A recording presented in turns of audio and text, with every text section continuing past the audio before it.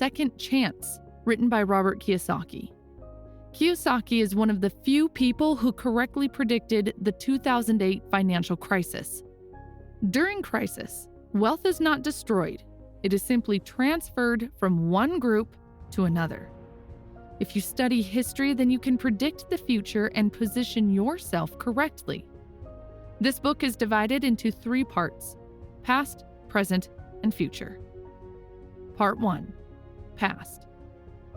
In the upcoming minutes, you will see how history repeats itself again and again, and how governments simply refuse to learn their lessons. Kiyosaki talks about 2 important terms when he is reviewing the past. First is quantitative easing, and the second is gold standard under Bretton Woods Agreement. Let us start with quantitative easing. Quantitative easing simply means printing money. You might ask why we don't just call it printing money then. Well, my assumption is that governments are usually using complex terms so that the average person does not understand what is going on. If you get into financial trouble and decide to print money in your basement, then you would be arrested for that. However, government does a very similar thing, but no one says anything. Governments usually print money when they are in economic crisis or when the money is needed for critical situations such as war. You might ask why printing money is bad. And the answer is, every time when money is being printed, poor and middle class get even poorer, and rich get even richer. Printing money kills the value of the money, increases inflation and taxes. Regular people's wealth is stolen via the inflation. Inflation is certainly bad for the average person. It means the money they've worked hard to earn is suddenly less valuable. Printing money is not a new trick.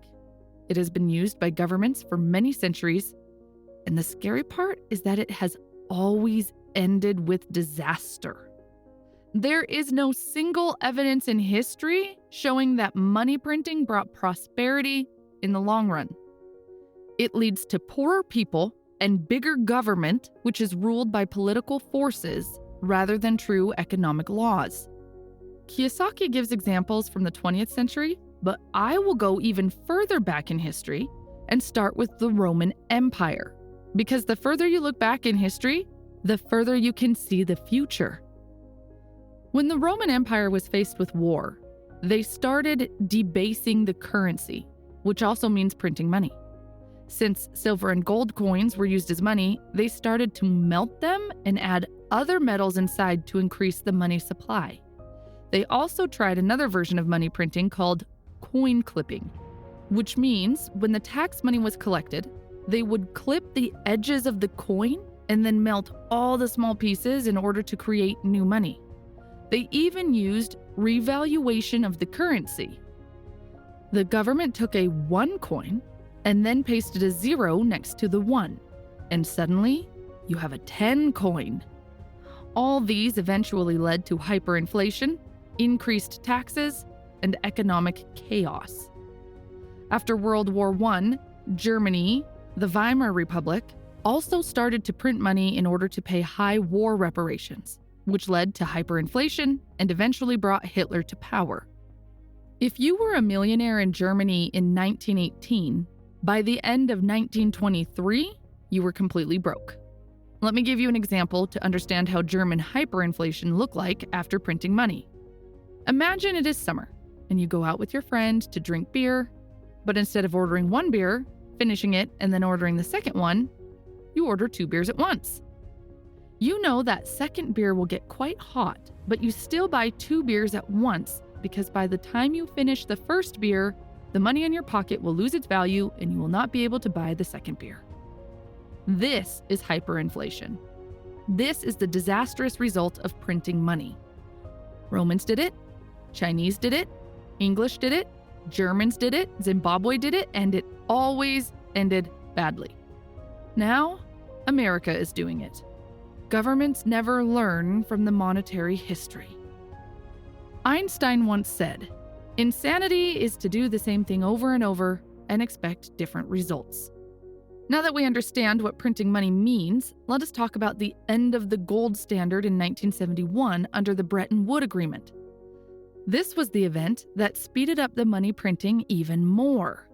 According to the Bretton Woods Agreement, the world was operating on a gold standard, which means other currencies were tied to the dollar and the dollar was tied to gold, all with a fixed exchange rate.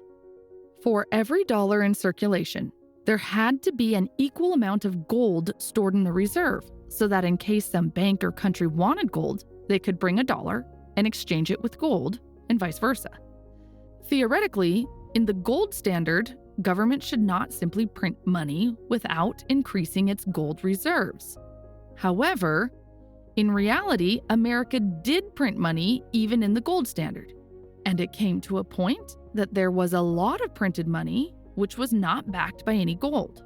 So if people started to demand gold in return for their dollars, America would not be able to give back their gold. The next logical step from America's perspective was to end the gold standard, which eventually happened in 1971. American President Nixon cut the last tie between gold and the dollar, which meant America could now print money easily, as much as they wanted. Money became a tool in the hands of government and politicians. Since 1971, America has done 3 quantitative easings, and each time the situation gets worse and worse. Printing money is like building a house on the sand. You know that it will collapse eventually, but instead of stopping the construction and finding a solid foundation, you keep building it, and when problems happen, you simply find some way to prevent the house from falling apart. Once you start printing it, it is very hard to stop it. Stopping it means tearing down the house and starting all over again, which is something most of the politicians don't want to do during their service and be remembered badly. So everyone is pushing the problem to the next administration, and the show keeps going on. If you want to see the effects of money printing, then look at the following factors. 1. Since 1913 until 2018, the dollar has lost 95% of its purchasing power.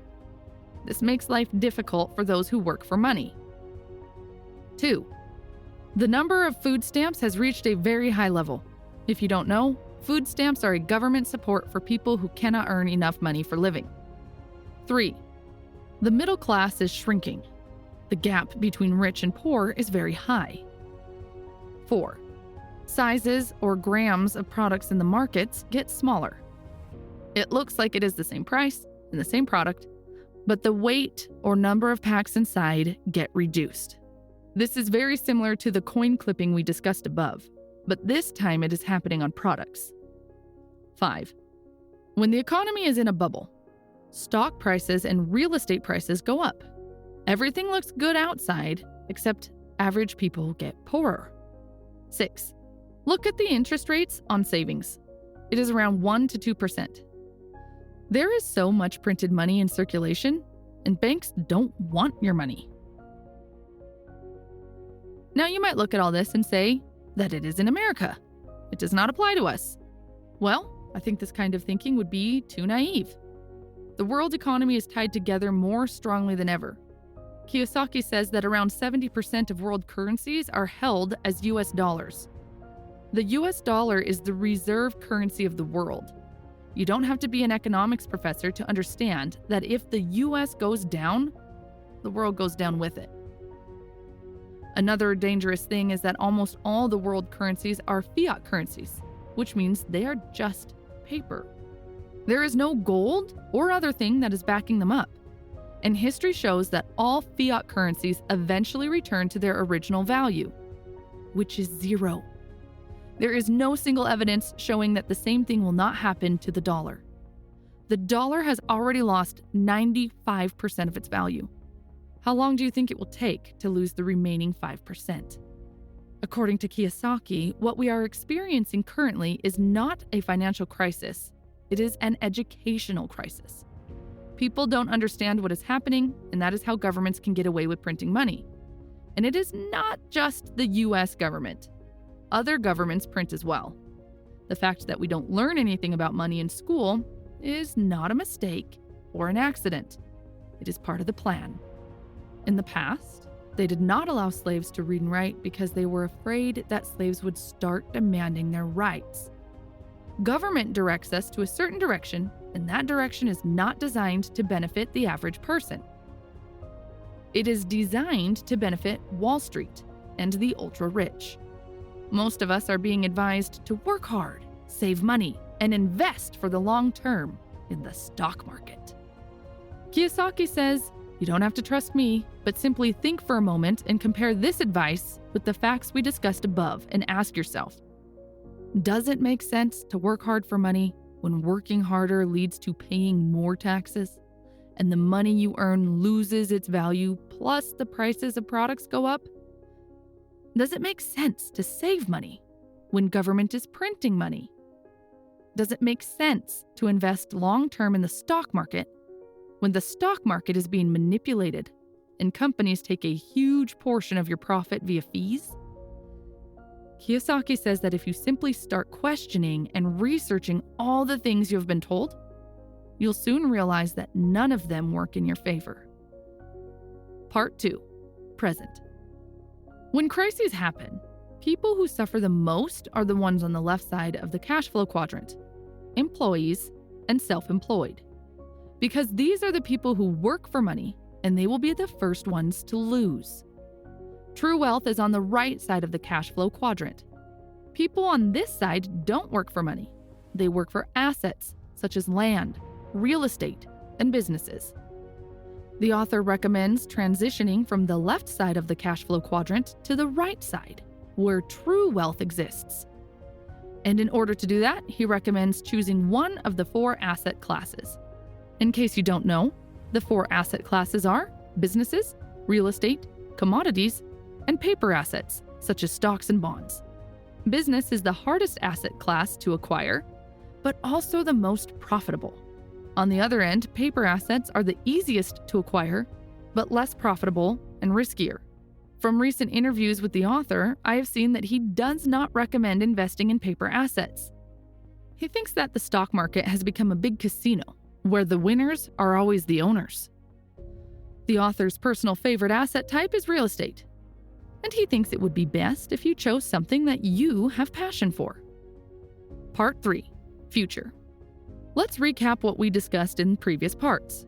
In the first part, we learned that government prints money, and it badly affects people who work for money and save money. In the second part, we learned that true wealth is on the right side of the cash flow quadrant. Finally, in this part, I will share some of the advice from the book on how to transition from the left side to the right side of the cash flow quadrant. The author's first advice is to get financially educated by playing the cash flow game. The first best way to learn something is by actually doing it. And the second best way is through simulation, which is what the cash flow game is all about. We usually remember 10% of the information by reading or listening. Compared to this, with simulation, this number goes up to 90%. Play the game over and over so that everything sinks in, and then start playing it in real life.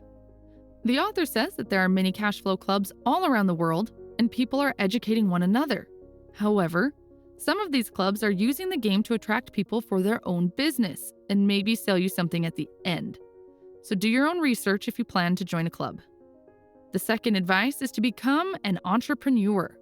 An employee and an entrepreneur are 2 completely different people.